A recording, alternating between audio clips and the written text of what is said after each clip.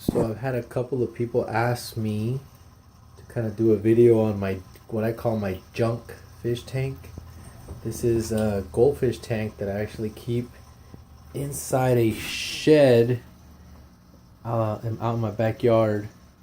These are goldfish that I kind of rescued. They were supposed to be feeder fish.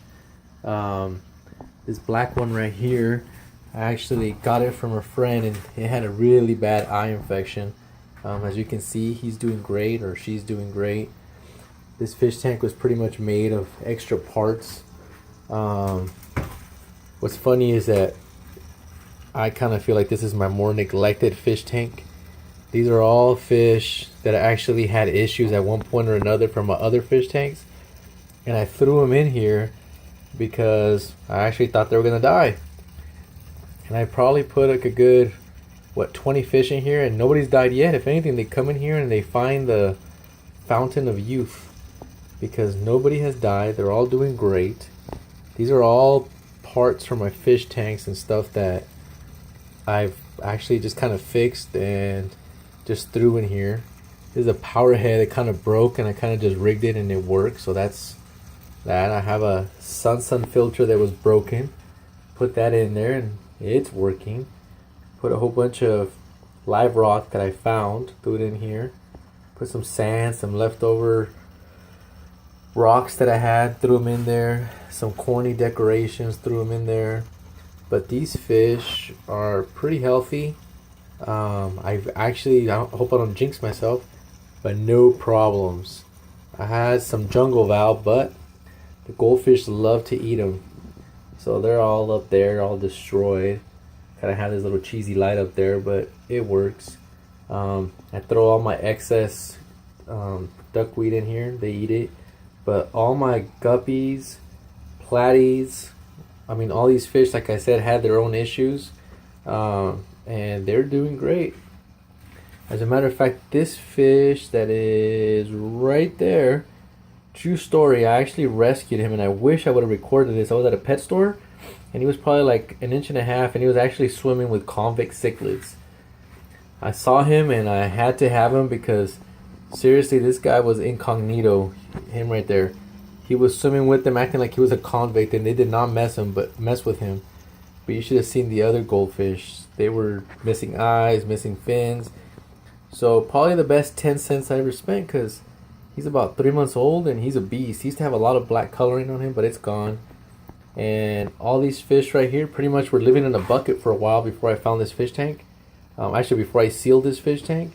And they're survivors. Again, like all little rescue missions. The one that started it off was actually this monster right here. I was at a pet store, and some little kid was in there, and his parents were going to buy him his first fish. He was shaking the bag, throwing the bag, just being a little jerk. I felt bad. A kid put it on the counter. I gave the guy 50 cents and bought him, and I put him in a bucket, kind of just with an air pump, kept on cleaning the water.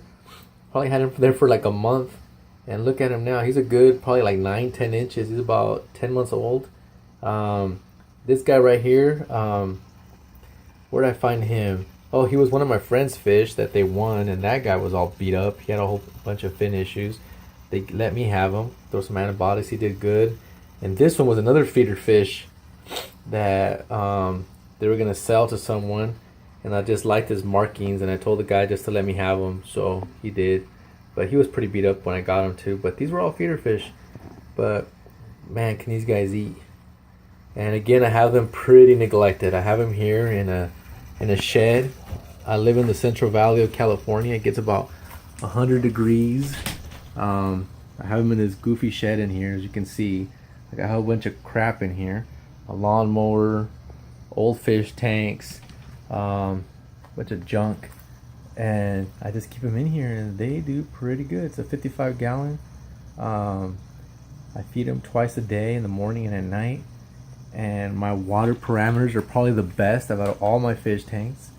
And it's funny because these are goldfish, which is supposed to be super dirty. But as you can see, I just have them laying on this goofy stand that, again, just all my extra parts, they just stay in there. I have a fan in here for when it hits 100 degrees. This water the other day got up to 92 degrees, and these guys were eating and swimming and acting like nothing was wrong. And as you know, goldfish love cold water. I could expect my guppies and my platies to be okay, but the goldfish, no problems whatsoever, no scale issues, and but everybody here is doing great. I'm thinking about taking. Let me see, where's she at? Probably the best looking guppy that I kind of just. Where's she at? Oh, can't even maneuver my phone and. Let me see, where is it? There she is right there. That is probably one of the best looking female guppies.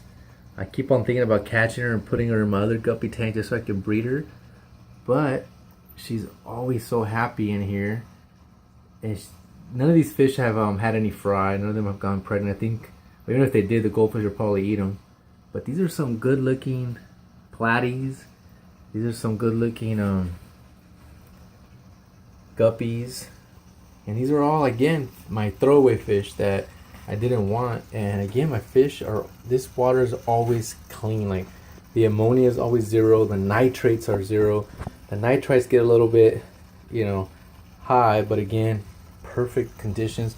And I think I owe it all to this plant that I have there. You can see the roots taking off everywhere. They don't mess with it. But I think it sucks up all the extra potassium and ammonia, and it grows like crazy. But you can see all my fish pretty happy, no issues. I kind of leave them out here.